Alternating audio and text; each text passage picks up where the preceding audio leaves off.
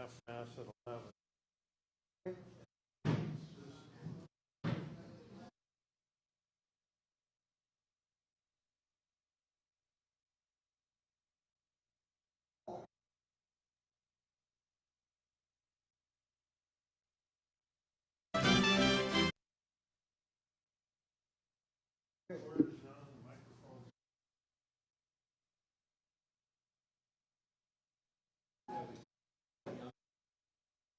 Oh, that's Charlie.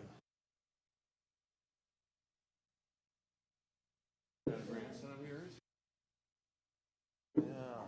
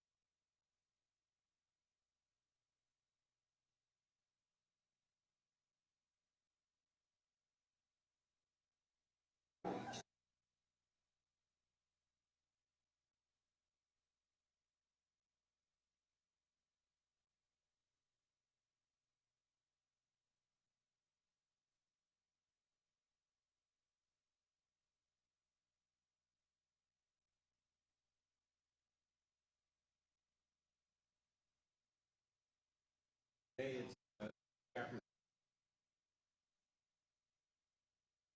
start on page 44. What's wrong?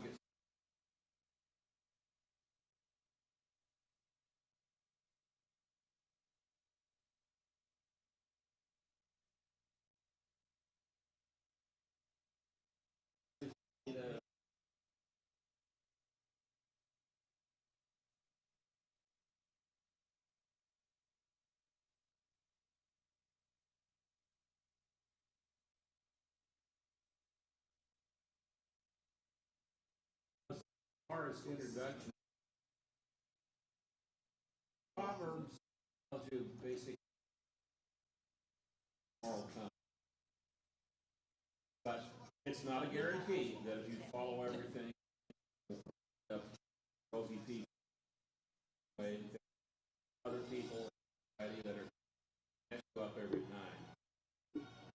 Nevertheless, these are the precepts. In January, we're going to be getting into Ecclesiastes. He's going to give Sarah healeth. There he goes through various ideologies, how to live life outside of God. The answer actually is Proverbs here. To live in God, with God, in God's. And after that, we'll February Song of Songs, and then I'm going to wait until the days get longer. Well, we'll probably get to Job. We're actually already hearing lectures already.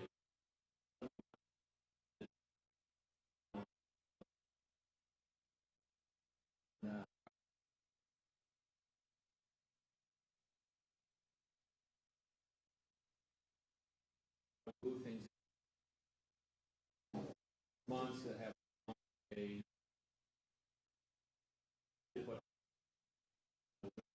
I have problems driving. Oh.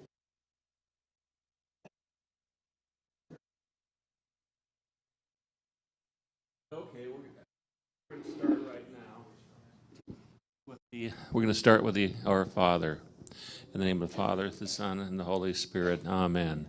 Our Father, who art in heaven, hallowed be thy name. Thy kingdom come, thy will be done, on earth as it is in heaven. Give us this day our daily bread, and forgive us our trespasses, as we forgive those who trespass against us. And lead us not into temptation, but deliver us from evil. Amen. In the name of the Father, the Son, and the Holy Spirit. Now you notice, especially in the Our Father, forgive us our trespasses as we forgive those who trespass against us. So a lot of the teaching here in the Proverbs is really based on that, on how you're going to react to other people and whether you're going to remain at peace with yourself and not burst out into anger when somebody does something bad to you. But because obviously you wouldn't want to have that imposed on somebody else, if you were flying off the handle. So Proverbs is God's moral compass on how we should act. Next month we're going to be getting into Ecclesiastes, where they go through a lot of different schemes in life outside of God, and they all, of course, come crashing down. Now, again, with Proverbs, these things are probabilities. They're not guaranteed that if you do God's way that other people are going to respect that, because we kind of live in a post-Christian world, as they say. Okay, chapter 24, verse 3. By wisdom a house is built, and by understanding it is established. By knowledge the rooms are filled with all precious and pleasant riches. A wise man is mightier than a strong man, and a man of knowledge than he who has strength. I'm going to stop right there. Then we're going to go right down to the notes here where it says by wisdom, and where it says a house is built. The concrete image of a home under construction is a figure for one's life. In Hebrew, the term house can refer to a household or family. And then a note here from St. John Chrysostom. The house is the church built by Christ, and its storerooms filled with every splendid thing are the hearts of believers who live as he did. In other words, their hearts abound in goodness of thought, word, and deed. So, we're talking about not only just building a house, but building yourself. It's a process. It doesn't come all at once. You know, a lot of people say just believe on Jesus and you're saved for life. It doesn't work that way. It's a process throughout life. Just as when I was a baby and now I'm a much older man, there's a process to life. There's a process to faith too. Hopefully you'll get strengthened before the Lord calls. Verse 6, for by wise guidance you can wage your war, and in abundance of counselors there is victory. Okay, what that means is don't isolate yourself, but ask God or others that you respect for answers to a lot of your problems in life. And read wisdom literature, such as Proverbs and wisdom itself, the book of wisdom. And I usually recommend when people sometimes have other problems, suffering, for example. Job is very good for that. And other problems too. A lot of times it's good to read the gospel like Luke, because there's a lot of parables in Luke. And eventually you'll run into something that might solve one of your personal problems. Reading scripture will help you out in many different ways. It'll calm you down when you're enraged about something. It tells you to, no, wait a minute, don't blurt out. You're going to commit a sin, anger. So, control it. It's like the old joke. When I come to work, people always ask me, how are you doing today? And I usually say, well, I can't say, because it usually doesn't do any good anyway if I do complain, so. Read wisdom literature and ask for biblical answers. Ask God for your help. Number 10, verse 10. If you faint in the day of adversity, your strength is small. So in other words, many times God himself is showing how weak you are and why you really need God. And you're really only strong in the Lord. I mean, if you really believe that God is in your life, you'll become strong and you'll be able to endure. And he'll give you that sense of, doing things over and over again and not give up. Strength in the Lord. And let's see, is there a footnote? No, there is no footnote on that one. Okay, moving on to 13. My son, eat honey, for it is good, and the drippings of the honeycomb are sweet to your taste. Know that wisdom is such to your soul, for if you find it, there will be a future, and your hope will not be cut off. In other words, you can be nourished by God's word. This is why in a lot of this wisdom literature, people in ancient times, and even not so many years ago, would read this type of literature over and over again for answers to how to bring up a son, or how to handle money, or how to refer to other people. how to deal with all sorts of different people in life that you're going to run into.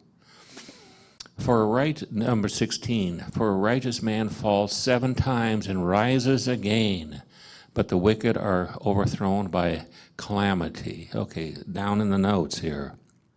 Here it is. 7 times signifies many times. The righteous show determination rather than despair when life's hardships knock them down.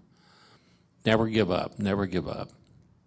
I think Winston Churchill said something like that when somebody asked him about the importance, what the most important thing in life was. And he just repeated that like 3 times. Never give up, never give up, never give up. And verse 17, do not rejoice when your enemy falls, and let not your heart be glad when he stumbles. Okay, in the footnote here, do not rejoice. Gloating over the misfortune of an enemy or wrongdoer is forbidden. Over and above this standard, Christians are urged to be compassionate to all and to weep with those who weep. Just because an enemy falls, it doesn't mean you should gloat or have this sense of pride. You just realize that, all right, this is the human condition, and sometimes maybe they deserve the retribution that's being carried upon them, but it's just as I look over there at Michael with his Mariner jersey on, I can't help but think about those cheating Astros, But that's baseball, We have to live with it. If they had beaten, they could have gotten into the World Series, but they didn't. Anyway, that's life. Verse 27, prepare your work outside, get everything ready for you in the field, and after that, build your house. Okay, verse 27, the notes down here. Prepare on verse 27. Thoughtful planning is advised not only for building a house in which to live, but for contracting a marriage and building a family. And I would even go so farther than that. I know in the old days with religious life, you had a schedule of order, and you have the same thing. We had the same thing in the military, where your day was planned on what you were going to do, when you were going to exercise, and when you're going to go into training, and all the way throughout the day. And the reason I bring this up is I think it's good to have a plan, maybe even written out in the morning, waking up and just saying a simple prayer of thank you, God, for giving me another day to live.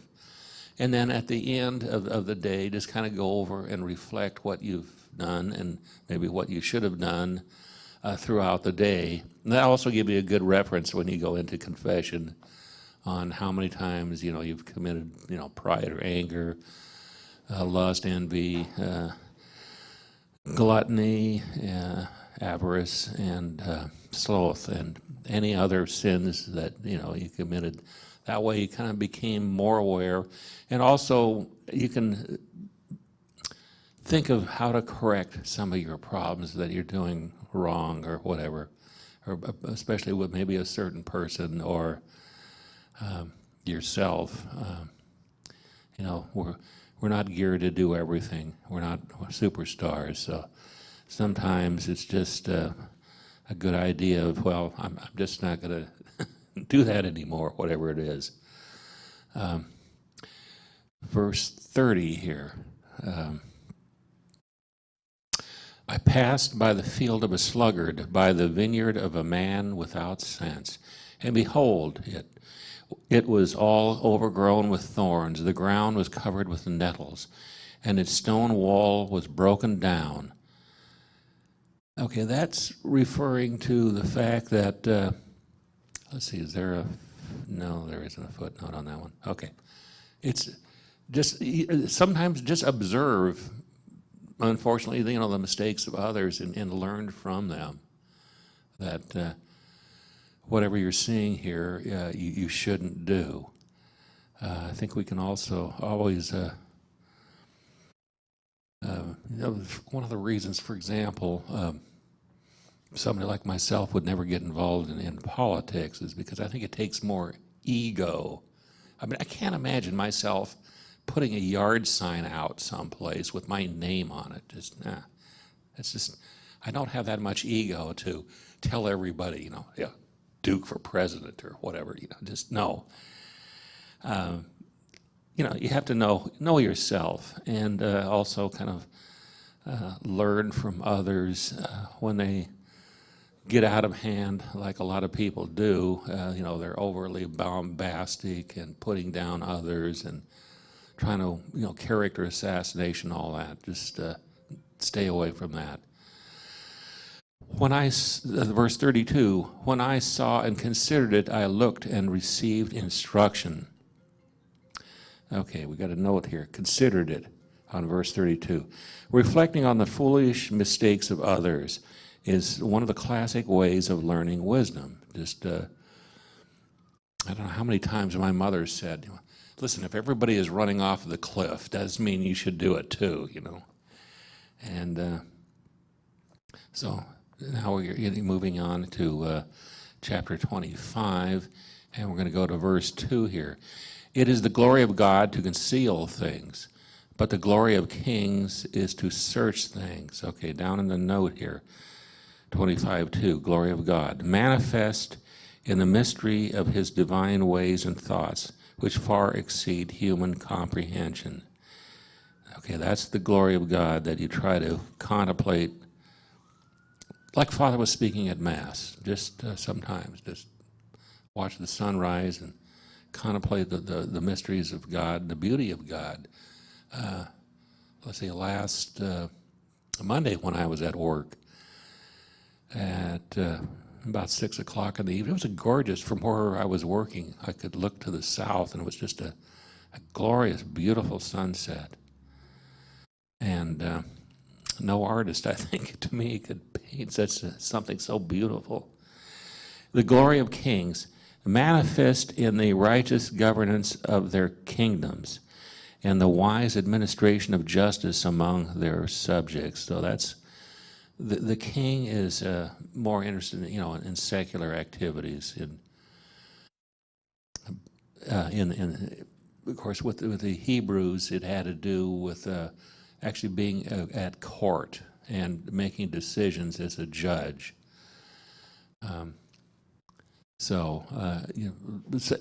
With Solomon, for example, with the two men and the baby, things like that.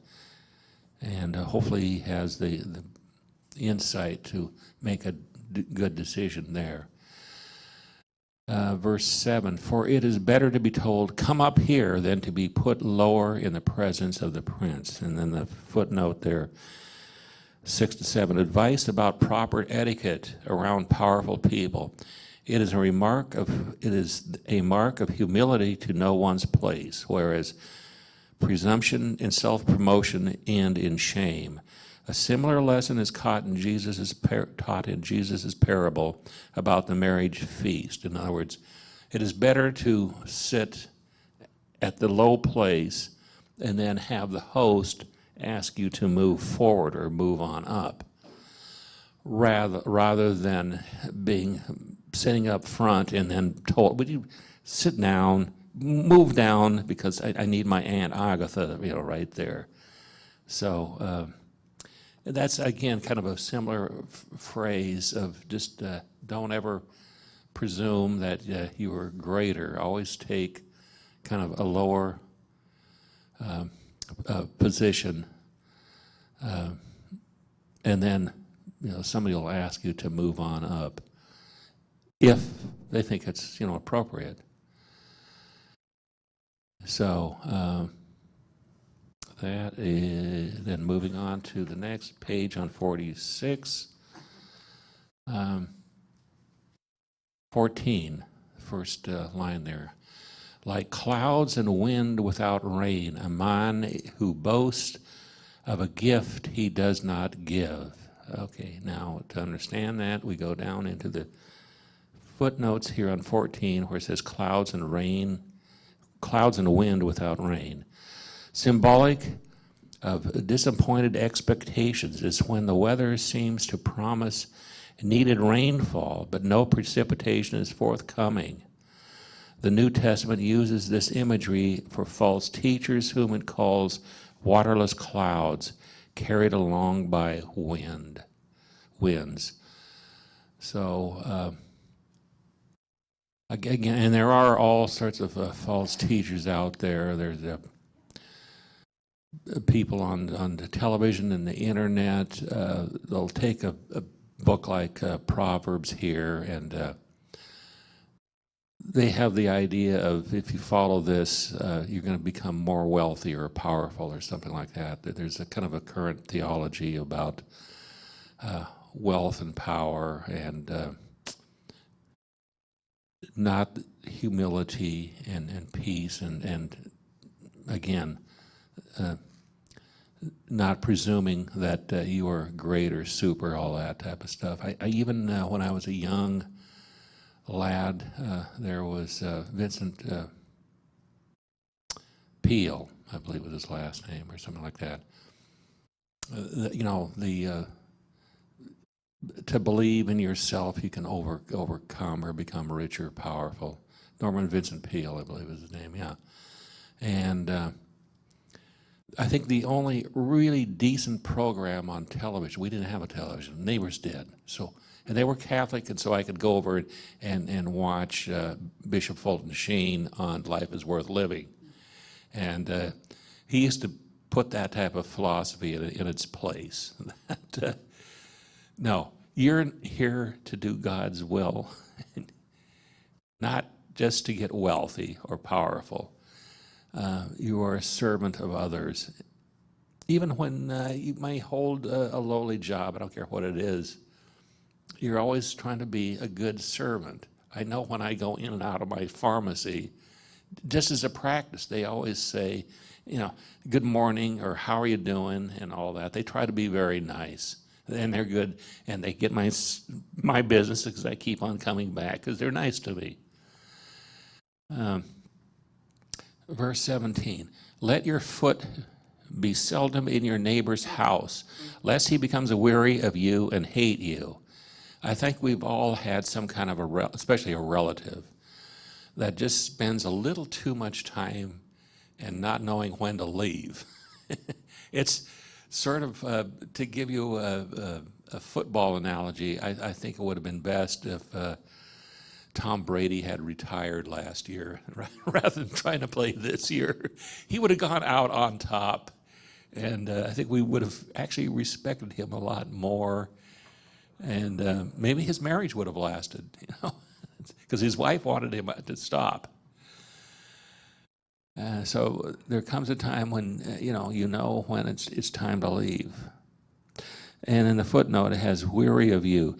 Overstaying one's welcome can weaken relationships and even make many enemies out of friends. Moderation applied to visitation is thus advocated as a form of social wisdom. Okay, now verse 21. If your enemy is hungry, give him bread to eat, and if he is thirsty, give him water to drink. For you will heap coals of fire on his head, and the Lord will reward you.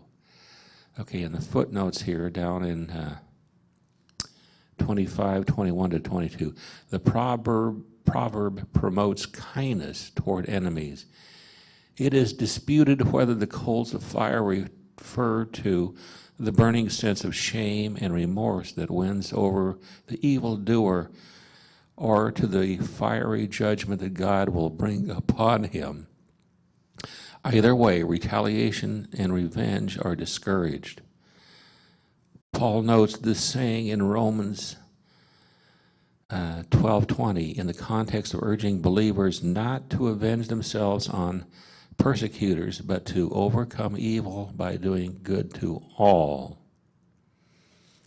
Okay, so as a young lad, I can remember in the aftermath of World War II, there was a Japanese family in our neighborhood And granted, some of the neighbors had lost sons fighting the Japanese in the Pacific, but some of them refused to allow their children to enter their house or to play with their own children, even though those children really had nothing to do. And there were many Japanese, actually from Hawaii, that fought in Monte Cassino in Italy and did an outstanding job. You know, prejudice can tarnish yourself. You know, we were fighting against the Japanese and the Germans in World War II, but yet, I know with Eisenhower, we had this people-to-people program. We'd adopted Kobe, Japan, as a sister city here in Seattle, and many other cities throughout the United States were to encourage the same thing, but to try to overcome the horrors of war. In fact, very soon, you know, both Japan and Germany became our best friends, even to this day. Although sometimes the German will do crazy things, but you know, I hope they don't freeze themselves out this winter for making some strategic mistakes about their energy program. But those things can happen.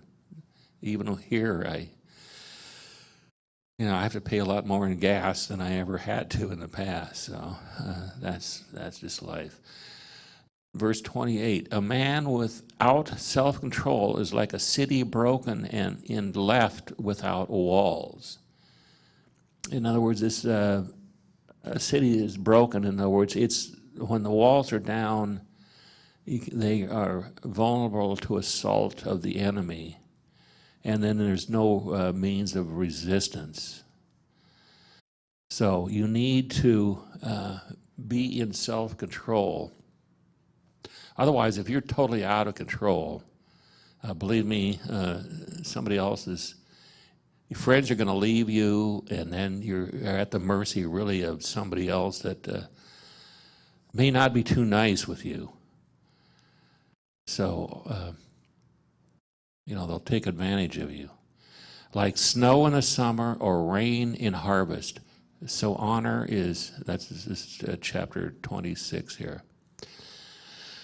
So honor is not fitting for a fool. In other words, if other people are going to judge you, I don't know whether you like it or not. So let's sometimes if you act like a fool, they'll treat you like one. Verses 4, now this is and 5 together. Now this is very instructive here. Answer not a fool according to his folly, lest you be like him yourself. Answer a fool, and then verse 5, answer a fool according to his folly, lest he be wise in his own eyes. So these two verses seem to be contradictory. However, down in the footnotes here, 26, 4 to 5, two proverbs that appear to be contradictory on the surface, but actually apply to different situations in certain contexts. The wise do well to avoid conversation with fools, as they may be provoked to respond in kind to their thoughtless and inflammatory comments. In other contexts, such as when fools wish to appear intelligent and sophisticated, their errors ought to be refuted and corrected. The first saying cautions the wise against stooping to the level of fools. The second aims to keep fools from getting conceited. In other words, let's use the example of Jesus. When he was put before Herod, he did not respond to Herod, period, because he considered Herod to be unteachable. So in one circumstance, all right, Jesus, all right, Herod is a, well, let's call him a run-of-the-mill fool. But there's no reason to respond to him, because you're not gonna get anywhere with him, or even impress anybody else. On the other hand, there are people that are maybe just mistaken or have a prejudice, such as Pilate did. But Jesus did talk to Pilate. And I think the way that in the Bible Pilate was amazed was that I think Jesus probably spoke to him in Latin. And that would catch his attention, catch Pilate's attention. And there are many stories about Pilate's wife, too. She might have been a secret believer, too. So there would be a reason for Jesus to actually talk to Pilate. But so, in other words, there's sometimes it's advisable to talk, and then there's other times to be quiet. And depending on how far, or do you think it's going to do any good or not? Okay, verse 7. Like a lame man's legs, which hang useless, is a proverb in the mouth of fools. Okay, and in the notes here, hangs useless. The fool may be able to recite a proverb, but it gives him no benefit because he fails to apply its wisdom to its life. And that's what Proverbs is all about, is trying to apply these things in your own life, these lessons. And if you're not going to apply the lessons here, God's moral compass, it's not going to do any good. This is these things are to be applied. It's applied wisdom. You're taking knowledge and applying it, and that turns into, that's wisdom. Note number 17 here. He who meddles in a quarrel not his own is like one who takes a passing dog by the ears. We used to have a president, Lyndon Baines Johnson, that they had pictures of him, pulling up, the ears of a dog. And boy, he's lucky he never got bit. Maybe they do things like that in Texas, but not around here. I wouldn't even think of doing something like that to a dog. Okay, in the note here, dog by the ears, a senseless and potentially dangerous move. It is just as likely to get bitten as a result of interfering in a conflict between others. In other words, if there's no reason for you to get involved in a fight, stay out, because you might get injured yourself. I know, for example, I've heard this from the Linwood Police Department, that one of the most difficult times of the year is right around Christmas. And many times there might be a domestic fight going on in the house. And when the policeman comes in, many times the husband and the wife that had been fighting will turn around and then go after the policeman. It's not uncommon. It happens quite a bit. Especially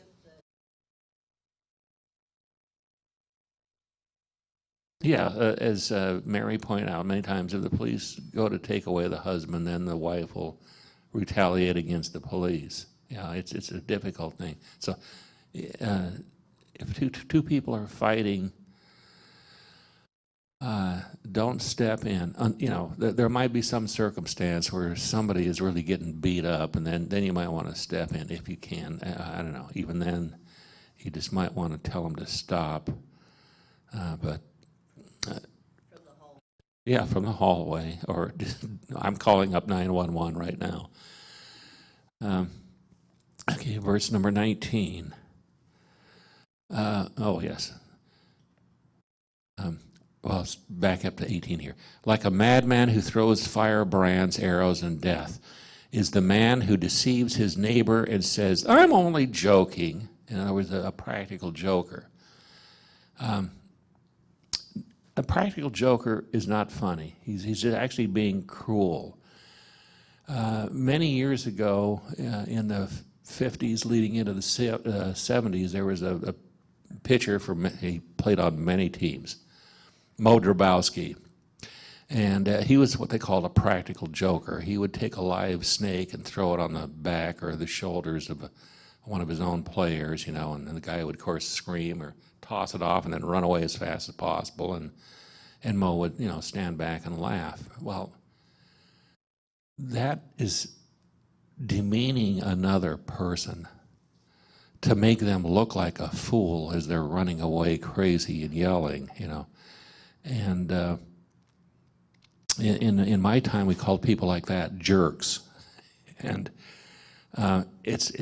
practical joking is not funny, and it just gives you the reputation of, like I say, of just being a jerk. So, and it can be sometimes injurious. If somebody has a baseball bat or a pail of water, on top of a doorway, and you go through. I think my wife had a situation like that. Okay, Mary's grandmother did that. Yeah, it's not funny. It really reflects upon a poor moral character of the person that does that. It was because they were staying. Well, even if they're staying out too late, that's still no reason for doing something like that. That's known as revenge or retaliation. You shouldn't do that either. So. I don't think she.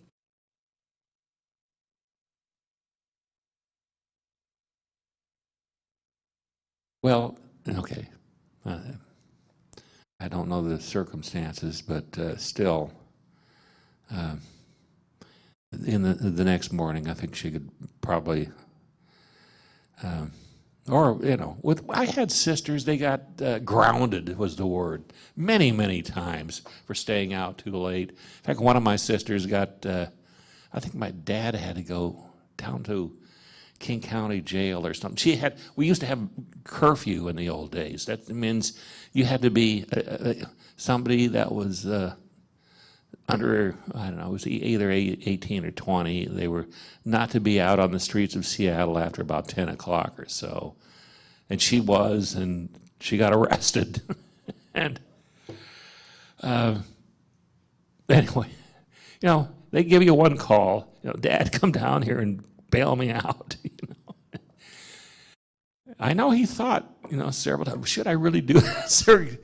On the other hand, my mother said, no, you get her out of that jail because there's all sorts of weirdos down there, And so, she got rescued. I don't know if it ever taught her a lesson, but, those things happen. Some of those laws are not all that stupid or bad, too, as far as things like curfew to keep kids off the streets way late at night. Okay, so now 22 here. The words of a whisperer, that's like a gossip here. The words of a whisperer are like delicious morsels. They go down into the inner parts of the body. In other words, we shouldn't listen to gossip, but we do, and somehow we but it's actually corrupting your heart, and you're only getting some really strange point of view. But you always need to ask, what is the motive behind this person that's giving out the gossip? What are they really driving at? Are they trying to put something down, like in the workplace? Maybe they're trying to put something down because there might be a promotion coming up, and so they think that this will give them some kind of an edge.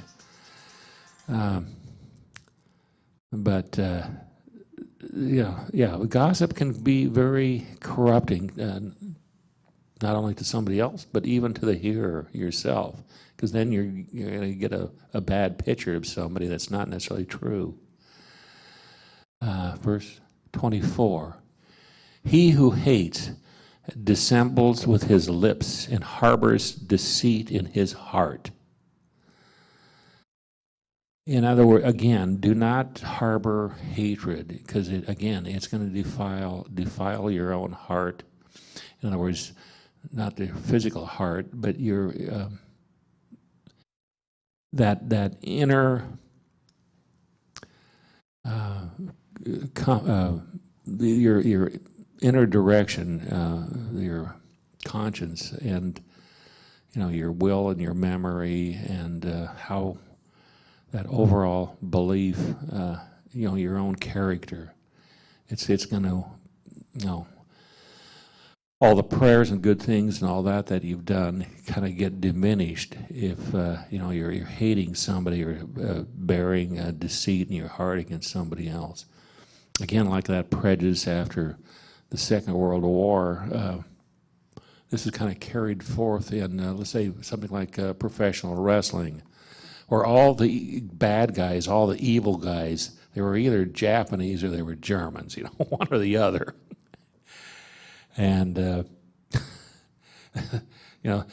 was basically a kind of, I don't know, that's the way it was. And, yeah, and then Russians, yeah, yeah. Russians and Iranians. Yeah, I can remember the, what was it, the Iron Sheik, yeah, Matt says the Iron Sheik was the Iranian. And we had Soldat Gorky, I think, and a local wrestler. He was supposedly Russian. His actually real last name was Walker. But anyway, I don't know. But it was something that they did because, unfortunately, a lot of people believed that way. And they had prejudice against others it was not really founded. Okay, now chapter 27. Do not boast about tomorrow, for you do not know what a day may bring forth. And in the note here on 27:1, do not boast, because the future is uncertain. It is presumptuous to brag about what the days ahead will bring. Just take one day at a time and deal with it.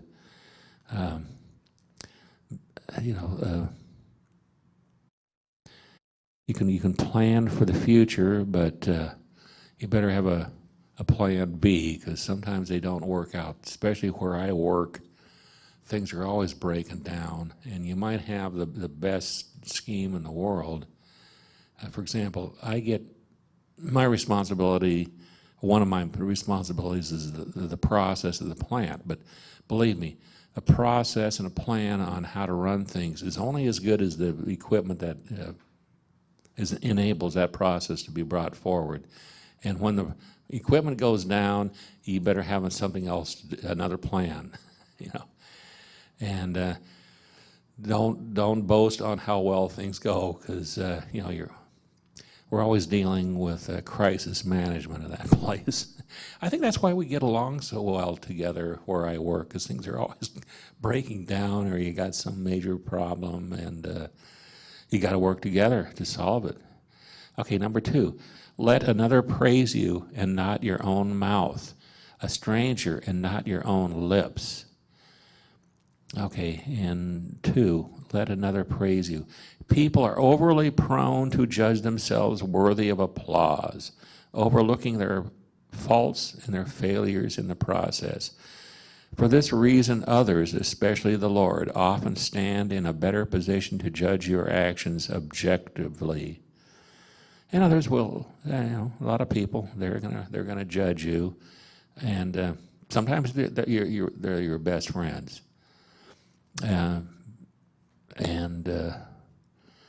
They're, what you've done, maybe it's good, and so they like you all the time. Or especially if you're humble and will admit that you're not the brightest child in the room,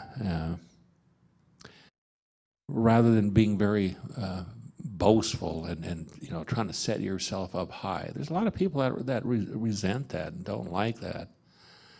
And so they're not going to be thought as a good friend, simply because they don't fit in with everybody else.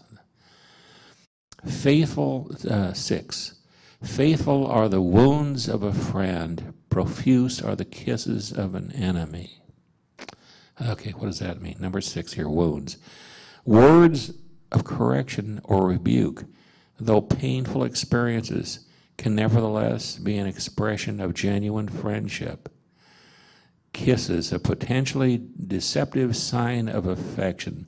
A kiss can be the means of seducing into sin or disguising malicious intentions. Okay, who in the Bible, one of the most important kisses was done by, all right, Mary, can you answer that? Judas, that's right. He let the Romans and everybody else know who Christ was, because obviously Christ was just a guy that probably looked like a lot of other people. He wasn't outstandingly handsome, and so Judas identified him by going up and kissing him. And then Jesus said, friend, okay. Yes, why did you bring this mob here? And why did you give me this kiss? Jesus knew, and but Jesus also, I think, knew that this is part of the Father's will, that Judas would do this. Judas kind of represents many of us that have evil in our heart, evil in our thoughts and minds, and willing to break things down. I think Judas thought that Jesus was going to be a Messiah that was going to remove or get rid of all the Romans and bring in the glory of the Hebrew people. And he thought that by pushing Christ, I think, this are my own thoughts, by pushing Christ, that he would then retaliate and be the triumphant knight and leader, a military leader like David. But I think that's what yes, Mary's saying that Barabbas. Now that name, Barabbas. Okay, Bar means son, like in Peter's actual name, original name, Simon Bar Jonah, Simon the son of Jonah. Bar means that part of his name. It means son, and Abbas, that means father. So symbolically, the murder or this insurrectionist Barabbas, as I would actually pronounce it, because all A's are O's type sound, Barabbas means the son of the Father. Well, the real son of the Father was Jesus, or Yeshua. And so there's a lot of interplay among the words and the language. There are many different liturgical and prefigurations that go throughout the Bible. But yes, Barabbas was an insurrectionist. This is what they wanted. This is what a type of a person that Judas really wanted for Christ to be, was an insurrectionist. But he totally misunderstood. Yeah, they were both, yes, yeah. Barabbas and Judas were basically thought alike, that they wanted an insurrection to throw the Romans out and have a mighty military empire. And a king, yes. And that's why, thinking back, when Pilate put the note INRI above of Christ, that note, Jesus of Nazareth, Rex, or King of the Jews. In the Latin language, you don't have a J or a Y for that matter either. So that's why you have I in Jesus, representing the letter I there. Jesus of Nazareth, and then Rex, King of Judea, King of the Jews. So again, I think even Pilate, maybe through the influence of his wife, realized that, yeah, as Jesus pointed out, yeah, well, he's a king, but not of this world. And I think, actually, believe it or not, even though Pilate is when we say the creed, he's the only human, fully, average person that we know of that's actually mentioned, in the creed there. Kind of a very conflicted person. Okay, now let's see. I lost my place. Don't boast about. Okay, let another man. Okay, I think we're on number 5, verse 5. Better is open rebuke than hidden love. Okay. I believe there's a note here. Yeah, open rebuke. A sign of true affection when it aims at correcting another for his own good.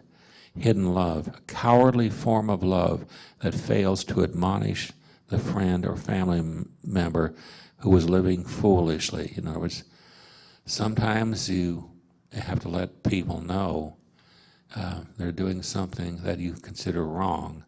Whether or not they're going to take your advice is something else, but it's always necessary, I think, to speak out. Otherwise, they don't know.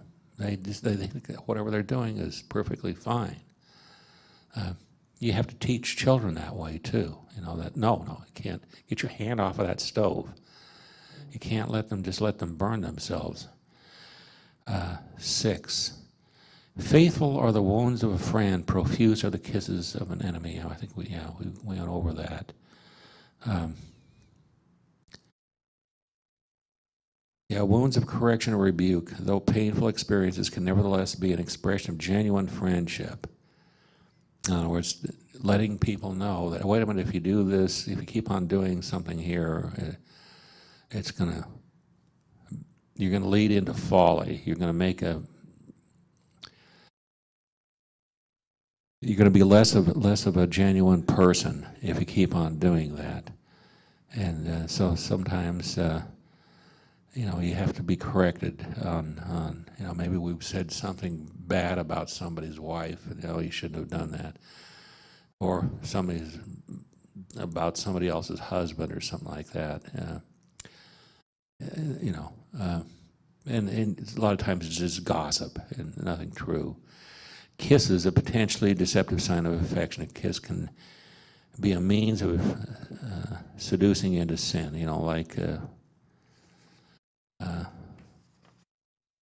like Judas. Okay, now, verse 15 on page 48. A continual dripping on a rainy day and a contentious woman are alike. Okay, to restrain her is to restrain the wind, or to grasp oil in one's right hand. Okay, this business about, okay, I think we'll get footnote, footnote, continual dripping, the source of nagging irritation, contentious woman, one of the several proverbs that bemoan the trials of living with a disagreeable wife. You can also have a disagreeable husband. I think my wife will tell you I do my share of complaining too. Similar comments could certainly be made about the strains placed upon marriage by a husband who was temperamental or giving to quarreling. Now, this whole thing about a continual dripping on a rainy day, in Jerusalem, the roofs were not watertight, and so it's not uncommon in the winter for rain to get through and start dripping into the house. It's like the old Chinese water torture test, of rain coming down. Of course, you got to get a pot underneath it to catch it, and you can hear that drip, drip, drip, drip. And so that's kind of, and it can be annoying. It can be annoying, and that's kind of what they're referring to on this dripping on a rainy day. And then 17 here, iron sharpens iron, and one man sharpens another. Okay, in the notes here, sharpens another, literally sharpens the face of a friend. One person's ability to help shape the character of another appears in this view. This likely entails such things as offering advice, encouragement, and admonishment. It also means just going to a class like this, I think, or studying the Bible on your own, going to adoration, going to Mass. Many things that you can do are going to improve your life over time. And you'll get into a habit of, going to Mass on every maybe Wednesday or Thursday, and of course, more than just on Sunday alone. And I think your life will improve. 23. Know well the condition of your flocks and give attention to your herds, for riches do not last forever, and does a crown endure to all generations? Okay, now in the footnote here on 23, goes 23 to 27. Practical wisdom for the herdsman, for whom grazing animals are his principal form of wealth, as well as a primary source of food and clothing. Tasks associated with these household provisions are mentioned later in connection with the praiseworthy wife that we'll get into later. But the whole thing about know well the conditions of your flocks and give attention to your herds is knowing what is primary, what are the primary priorities in your life that you need to take care of. Because if you don't take care of the primary things in your life, whether it's at home or where you work,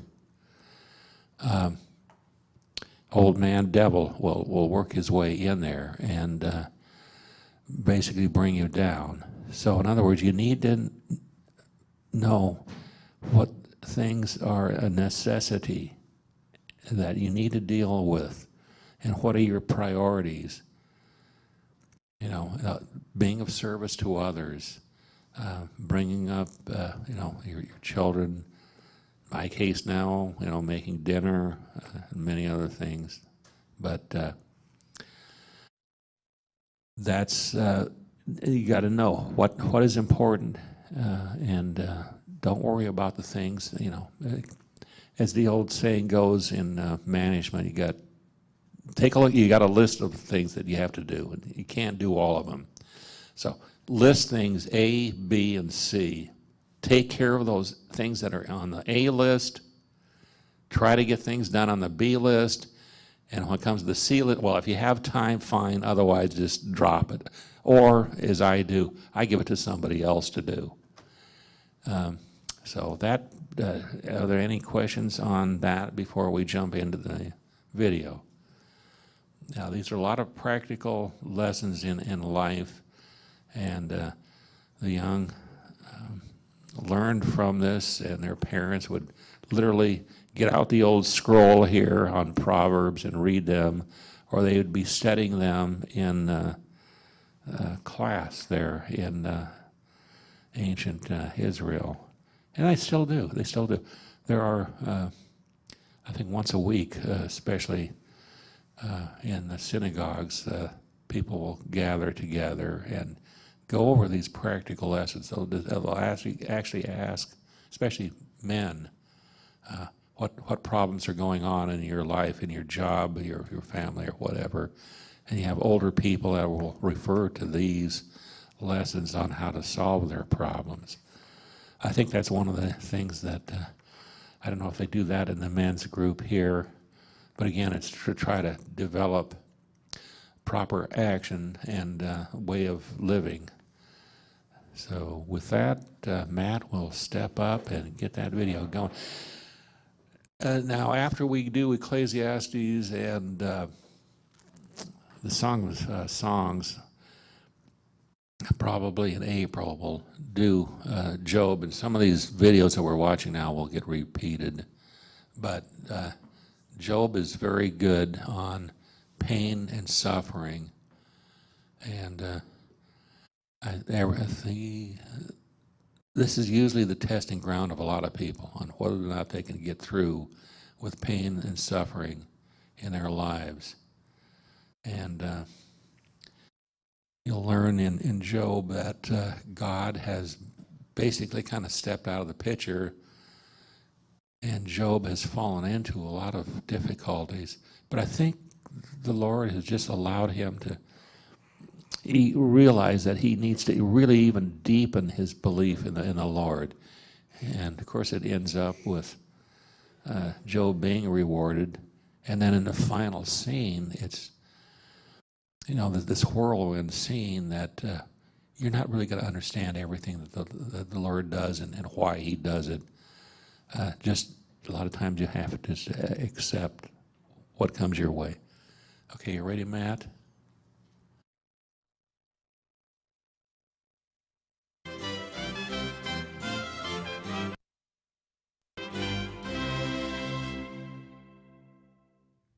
The purpose of this lecture will be to enter more deeply into the book of Job by looking at its first 7 chapters. We will consider first the problem that is raised by the setting of the book, namely within the courts of heaven.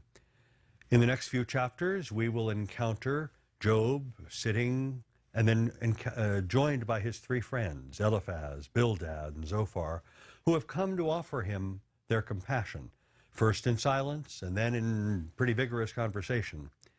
We will consider how Job mounts a defense of his innocence against the presumption of guilt that is suggested by their advice and counsel. In these considerations, there emerges a kind of debate, a debate over the question of suffering. On the assumption that the guilty deserve to suffer and the evidence that Job is suffering, his friends conclude that Job must be guilty of something. Hence, each of them in his own way suggests that Job should simply admit to his guilt and beg for God's mercy. But Job insists upon his innocence and pleads to have his day in court so that his innocence can be established. By our taking a careful look at that, we'll be able to enter, I think, deeply into the really important themes of the book of Job. Let's start by a close analysis of the text, and much of this lecture will be given to looking at the text. By the end of the 9th lecture, we'll pause again to look at the shape of the whole. First, we look at simply the affliction of Job that's in chapters 1 and 2. The problem that a philosophical treatise on suffering might set out abstractly is presented here in the form of a folk tale or a wisdom tale.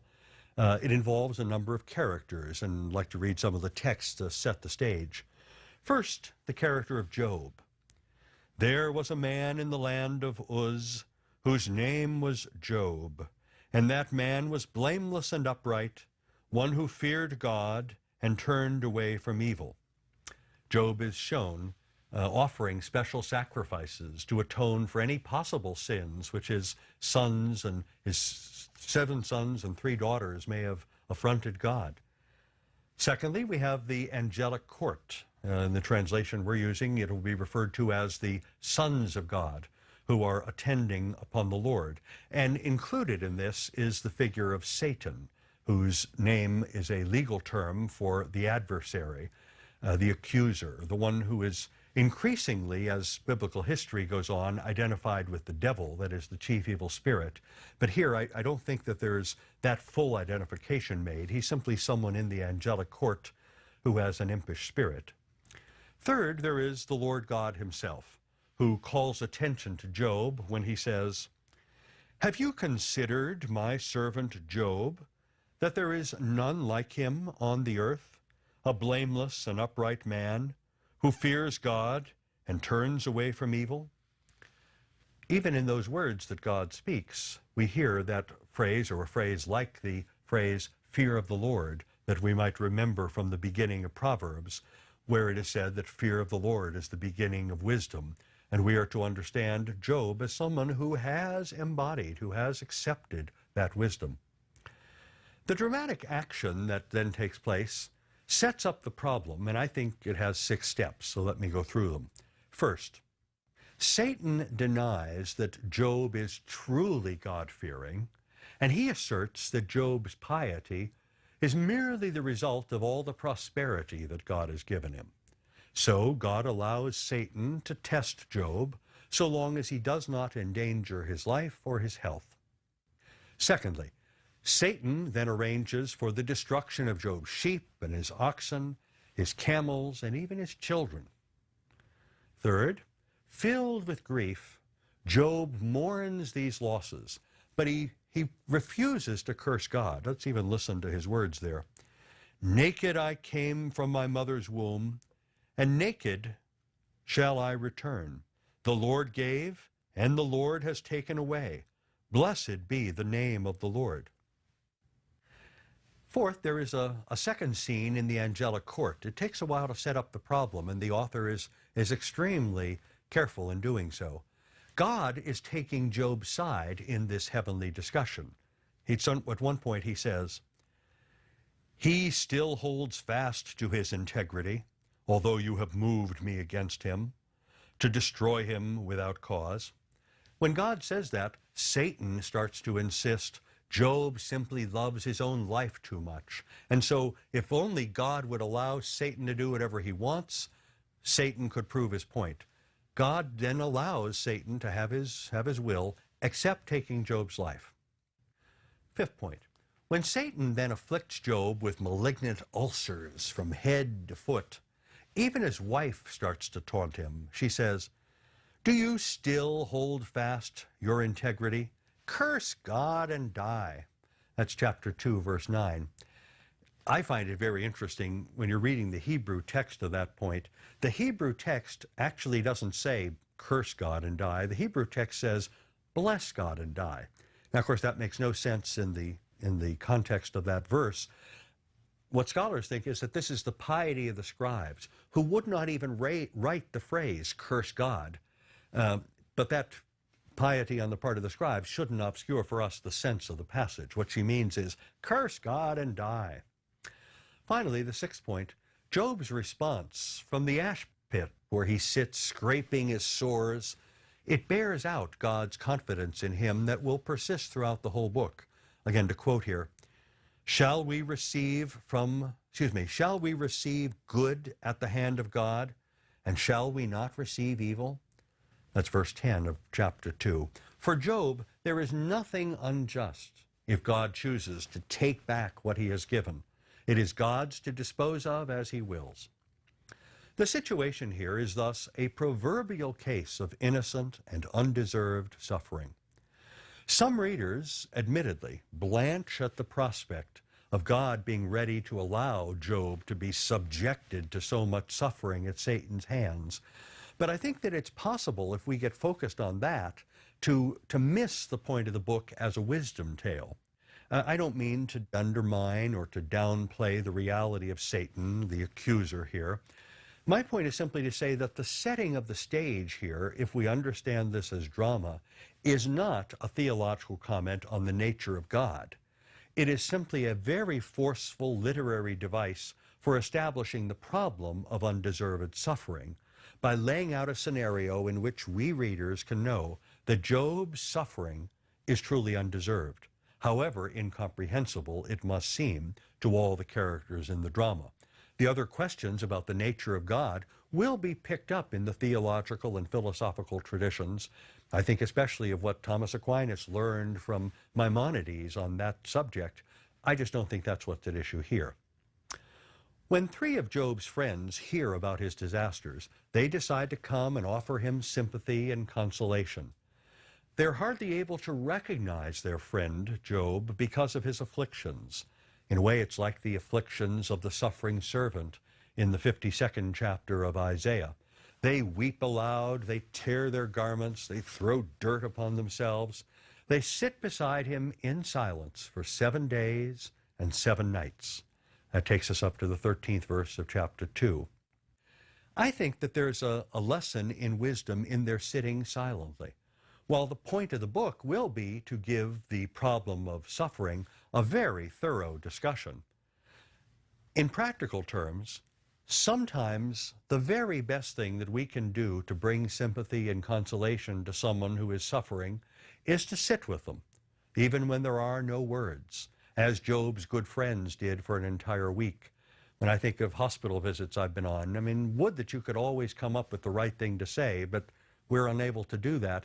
And yet people can deeply appreciate holding the hand or sitting close and just waiting. There are times, I think, when words are less meaningful than simply presence. When Job does break his silence, admittedly it gives the friends permission to speak, but when he breaks the silence, it is to curse the day of his birth. He won't curse God, he won't do any of that, but he curses the day he was born because he's so miserable. He does so in a long soliloquy that constitutes the whole of chapter 3. I suspect that the point of this magnificent dramatic touch is to show that Job genuinely feels. In fact, he's utterly consumed by the pain. There is no denying the pressing reality of suffering. He expresses himself rather vividly, and I'd like to suggest that we just consider the text here for a minute. Why did I not die at birth, come forth from the womb and expire? Why did the knees receive me, or why the breasts that I should suck? For then I should have lain down and been quiet. I should have slept. Then I should have been at rest. There the wicked cease from troubling, and there the weary are at rest. There the prisoners are at ease together. They hear not the voice of the taskmaster. The small and the great are there, and the slave is free of his master. Why is light given to him that is in misery, and life to the bitter in soul, who long for death, but it comes not, and dig for it more than for hid treasures? In that soliloquy, I think there is great wisdom to consider. When someone who is suffering, however much, says so, says that he's suffering, whether in the eloquent lament of Job or in simply the broken sobbing, or sometimes, my experience, has been in the repetitious, hard to listen to tones of self-pity that may even verge in attempts to manipulate those of us who may be there, the response has to be compassion. That is, not letting oneself be manipulated, but simply sitting there when time comes, telling the truth, but simply sitting there. It will not help to deny that the one suffering is really hurting, nor will it help to give in to deranged efforts to manipulate us. We can't give in. But the requirements of solidarity and compassion may well include resilient patience and the firmness of a steady ear. Often it is crucial to prepare oneself a bit when one is going to try to offer compassion to a person in grief or suffering. People who are in this situation may not be in entire control of their feelings. Things may slip out in the conversation unintentionally or in ways that they would never have allowed in calmer moments.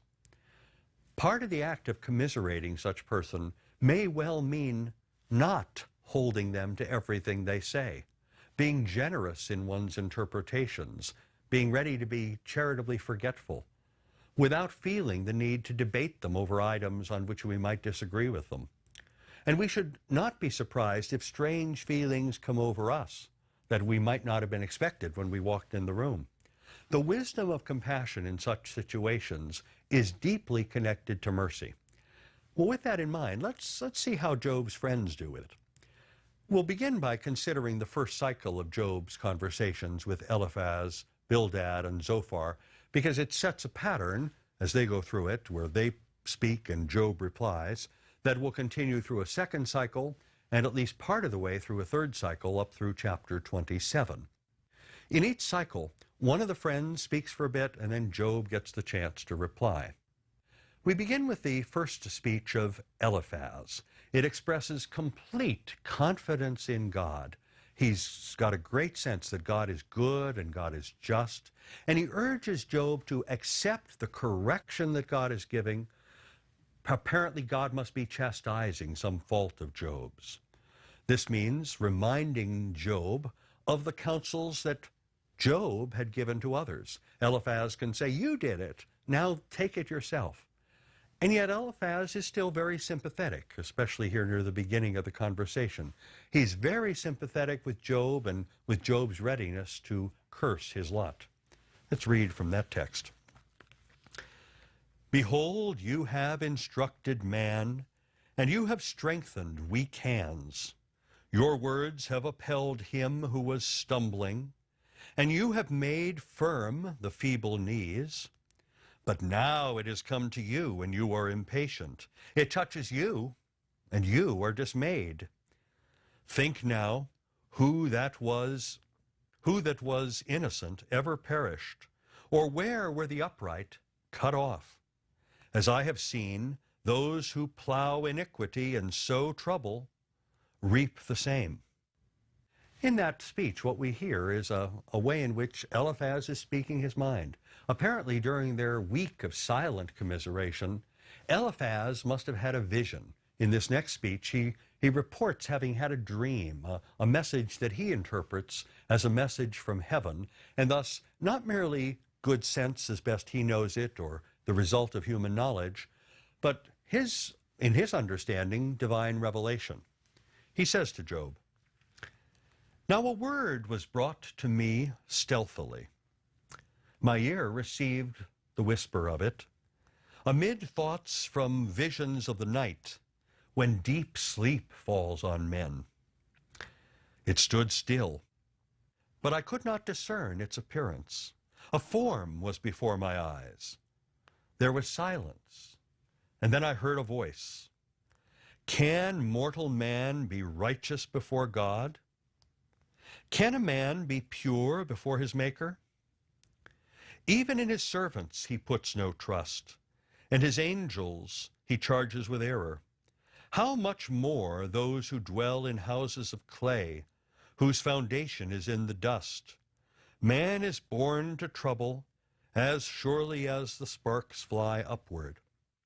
Now, in a speech like that, we're hearing first the vision that Eliphaz had received, and then suddenly there's a vision, and then it takes voice. And so we're hearing not just any old voice, but presumably the voice of God. Perhaps it's a quotation of that psalm that we already read, or one of the psalms we're going to read about whether any of us is pure before God. And then in God's own voice, even in his, namely God's servants, he, God, puts no trust. For all I know, that could be a dramatic reference to Satan just now from the councils of heaven, even though the character Job doesn't know that. And his angels he charges with error. And of course, that's the traditional understanding of Lucifer as an angel who was a fallen angel. How much more those who dwell in houses of clay, whose foundation is in the dust? That could well be a reference back to Genesis and the tremendous continuity of biblical wisdom literature with the rest of the Bible, a reference to the creation story whereby God took and created man out of the dust. Let's continue with the story, though. Eliphaz is here laying out an argument that is familiar to us already from that initial covenant that God had made with Adam and Eve, a covenant which has a pattern of reasoning that was so frequent in Proverbs. As I try to state it for myself, what Eliphaz is saying and what this basic covenant looked like, it goes something like this. Sin must be punished. The sinner absolutely must at some point be corrected, but punishment and correction involve suffering. So, the presence of suffering in your life seems to be some evidence of sin on your part, Job. I think that's the general gist of what Eliphaz has to say here, and we'll see that it's not just Eliphaz, but it's actually the other interlocutors who also take a position somewhat like that. The proper course that Eliphaz counsels for Job is that he should accept this, that he should admit his guilt, and that he should appeal to God for mercy. Let me read a little bit of that. As for me, I would seek God, and to God I would commit my cause, who does things great and unsearchable, marvelous things without number. He takes the wise in their own craftiness, and the schemes of the wily are brought to a quick end. But he saves the fatherless from their mouth, the needy from the hand of the mighty. So the poor have hope, and injustice shuts her mouth. Behold, happy is the man whom God reproves. Therefore, despise not the chastening of the Almighty, for he wounds, but he binds up. He smites, but his hands heal. In a text like that, we hear Eliphaz speaking out of the book of Proverbs. We hear, for instance, one of those favorite phrases of Proverbs that we looked at in previous lectures, blessed is the man who. And in this particular case, it's a matter of blessed is the man, happy is the man whom God reproves.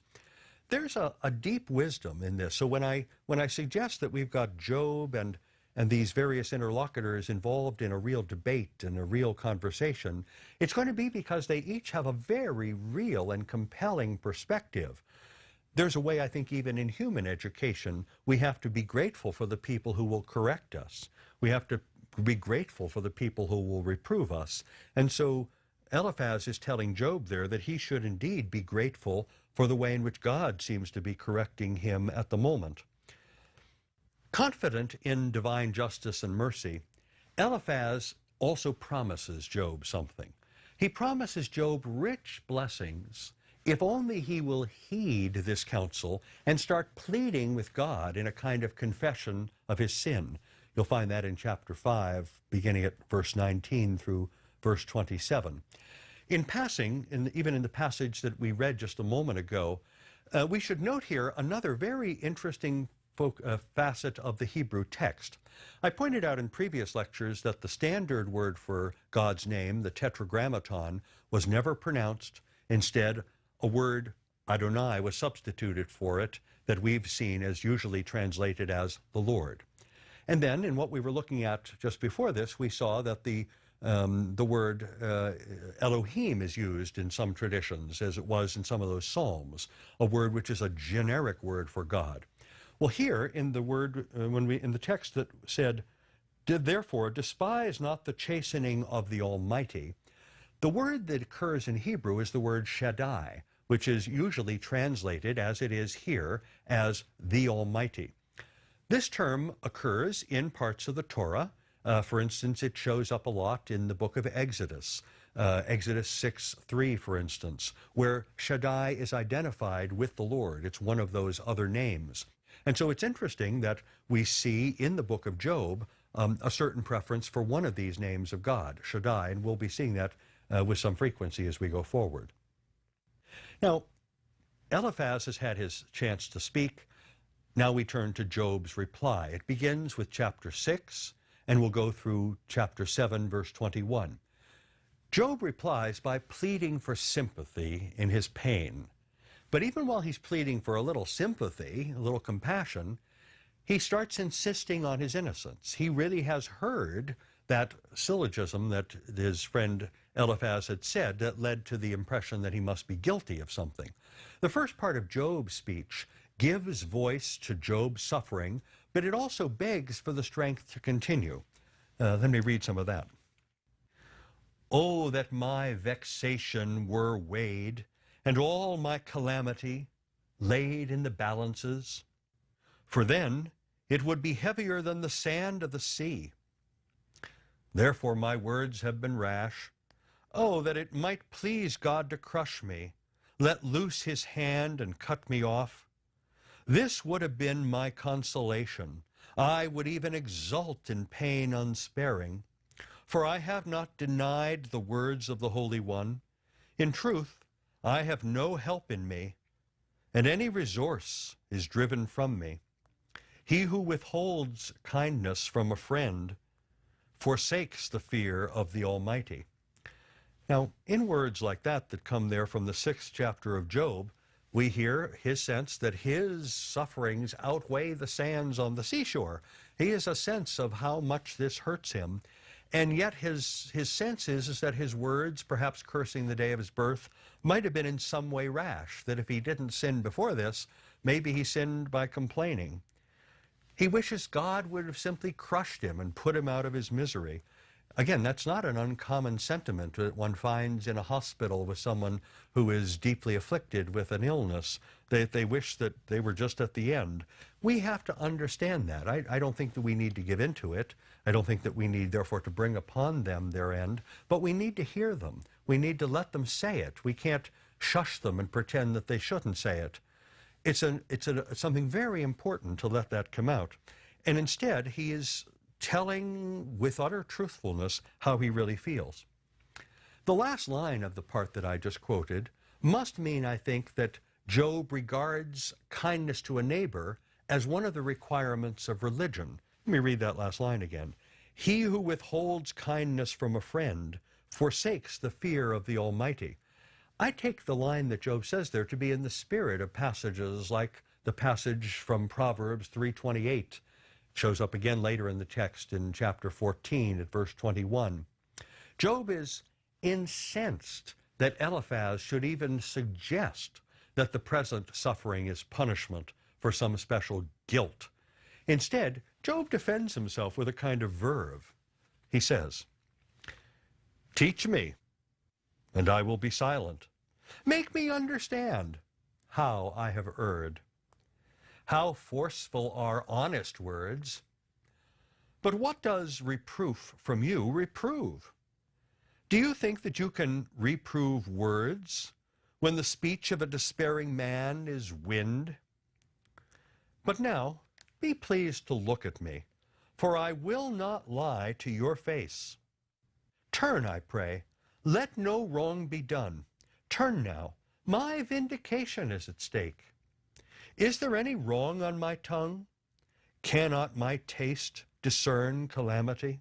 I mean, when Job says that, we're hearing the beginnings of what a discussion that's going to go on here, and a sense that he has every right to speak and to complain about his sufferings, but that his friend Eliphaz should not go beyond what he knows, should not try to assert that there's a guilt there that Job is simply not feeling. Why should he complain? Why shouldn't he complain that he's suffering? His suffering is simply the frequent human condition, and he should not be presumed guilty without trial. Again, listen to how it continues. Has not man a hard service upon earth? And are not his days like the days of a hireling? My days are swifter than a weaver's shuttle and come to their end without hope. Remember that my life is a breath.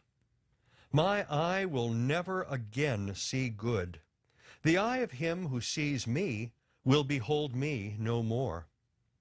While thy eyes are upon me, I shall be gone. As the cloud fades and vanishes, so he who goes down to Sheol does not come up. He returns no more to his house, nor does his place know him any more. Therefore, I will not restrain my mouth. I will speak in the anguish of my spirit. I will complain in the bitterness of my soul. Quite obvious what Job means. These are bitter lines. We can hear the groaning of a soul that can only see misery ahead. And I presume he thinks that death is imminent. Even in that likening between himself and his life in a breath, we hear some of the Hebrew language, which regards our life as but a ruach, a breath or a spirit. The reference to Sheol there has its usual mystery about it. This underworld, this afterlife. Is it a way simply of speaking about approaching death? Quite likely. Is there any life after death? Well, if there is, it's not much of a life. It's only a dark and dingy place from which one never rise up. It simply means the grave. One of the theses that I'll be trying to explain as we go forward is that even that discussion about an afterlife comes only later in biblical wisdom tradition, only later in Revelation. And here it's mostly a very minimal kind of afterlife, if anything at all. It may be simply a poetic way of referring to the grave. Job's final words of this speech seem directed not so much to Eliphaz as to God. In this respect, they are true to form, and they're entirely like words we are more than likely to hear from someone in pain. When those whom we are trying to comfort cease to focus on us and simply start talking, perhaps start praying, or simply start speaking from pain and from experience, what do we need to do? Well, I think we need simply to stay there, rock solid, if we want to be compassionate. Rather like that Jewish custom of sitting Shiva that I think these gentlemen are practicing. That is, not speaking until the grieving person does, in this case of Job, for their silent presence may well be more comforting than their conversation. When Job talks, he speaks to God in phrases that echo Psalm 8. What is man that you should make so much of him, subjecting him to your scrutiny? That morning after morning you should examine him and at every instance test him? Will you never take your eyes off me long enough for me to swallow my spittle? Suppose I have sinned. What have I done to you, you tireless watcher of mankind? Why do you choose me as your target? Why should I be a burden to you? Can you not tolerate my sin, nor overlook my fault? It will not be long before I lie in earth. Then you will look for me, but I shall be no more. When Job says that, I hear Psalm 8 in the background. It's a reflection. He just wishes God would leave him alone and die. For the author of this book to include such an emotional passage, one full of bitterness over what Job regards as God's watchful care, as if it amounted to a nosy, excessive scrutiny, is surely significant. What should we make of it?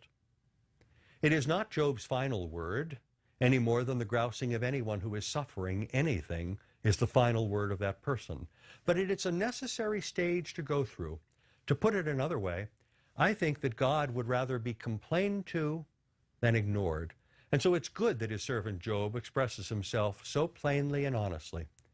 Dealing straightforwardly with God about how miserable we may feel is wise advice. It keeps us in prayerful conversation. With these haunting thoughts of Job in mind, we'll turn in the next lecture to the second and third conversations that Job has with his friends.